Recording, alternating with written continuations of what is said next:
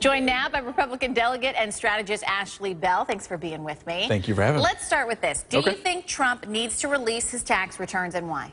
I think he does. I think it's going to plague him until he does. It's amazing that the first hit was about his tax returns. Out of everything you've had to report on with Donald Trump, the first Hillary Clinton ad was the tax returns. Let's just get it out of the way, release what he can, because it should be an equal standard. She should also release her transcripts from Goldman Sachs and any other documents. People want transparency. People want a president that's transparent, so I think he should.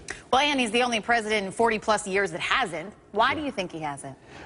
You know, who knows? He says it's to audit, but, you know, at the end of the day, we hope that there's nothing in there, but there's only one way to know. He has to release them.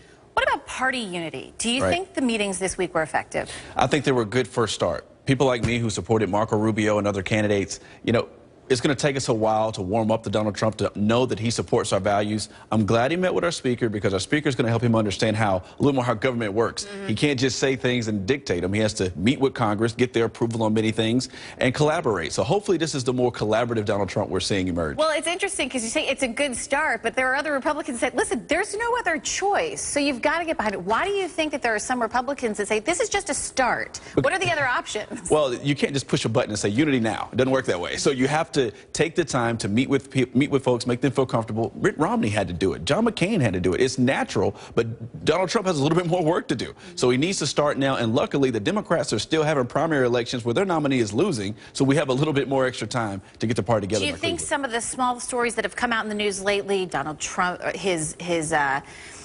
Butler making the comments about killing President Obama, which Trump has disavowed, you think that's going to affect him? You know, I don't think so. I think that Donald Trump should have took that moment and pivoted and start talking about mental health issues in America, because his Butler's clearly crazy. So I think at the end of the day, these issues won't matter. What will matter is who's going to be most effective on jobs. And I don't think this is going to stick that Donald Trump's a bigot. If he was a long-term bigot and a racist, then why would Hillary Clinton be at his wedding? Ashley, great to have you. We appreciate your insight there.